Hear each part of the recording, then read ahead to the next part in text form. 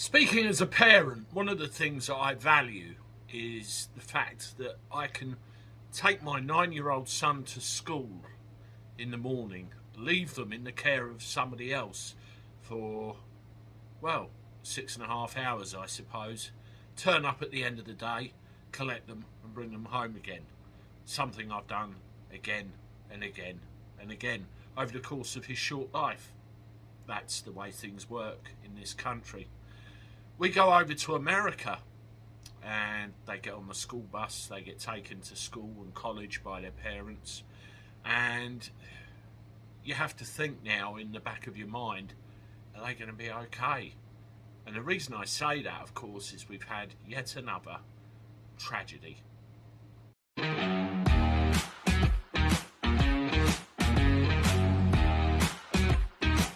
Hello everybody, welcome back to the channel. Hope you're doing alright. I'm not too bad, Let me know how you are in the comments below. Everything's alright where you are. Well, I don't really comment much on what goes on in America because at the end of the day I'm an ignorant Englishman. What the hell do I know? But I do follow it. I do follow it and see what's going on. And I can tell you, since I've been running this YouTube channel, the amount of school shootings in America, I'm nearly counting them on that hand onto that hand. It is a very tragic state of affairs. Now, in this particular instance, the Nashville Covenant School, somebody got into the place with weapons and they never intended to come out again, which of course is exactly what happened. But they took people with them. People were shot at, people died, people were injured. It was awful. Yet again, somebody got into a school of innocence in the United States of America and opened fire. From the body cam footage I've seen of law enforcement, they were straight in there as quickly as humanly possible and dealt with the threat. But too late for the casualties and the victims, and my heart goes out to them and their families. One of the things that I gather is important to Americans is their Second Amendment rights, their right to bear arms. Now, I've listened to Americans, I've listened to American podcasts, and they're all of the opinion that if you take away guns in America, there will be civil war. They will not have it. And it's such a fundamental right of theirs, they won't want it taken away. Normal, responsible Americans will of course say that if you do that, then you're taking away the right to have a firearm from responsible Americans who know how to use them safely, know how to use them wisely.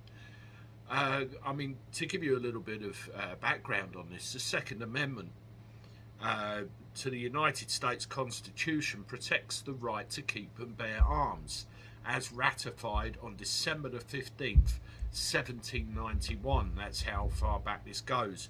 And it was along with another 9 articles which formed the Bill of Rights. Now, there's been various talks and various challenges against this over the years, but we still have a problem, or America has the problem, where kids are getting shot because it seems to be too easy for a segment of society to get hold of firearms. I remember many years ago, Michael Moore, the documentary maker, did a documentary called Bowling for Columbine, and we of course remember that tragic event with that shooting in America many years ago.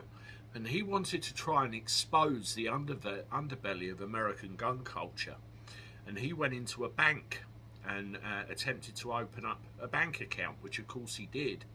And you know what the welcome gift was? Yeah, you guessed it folks, a gun. And I'm probably going back 20 years. I remember it well, watching the footage with a friend of mine, and we roll forward to all this time. We haven't learned a damn thing.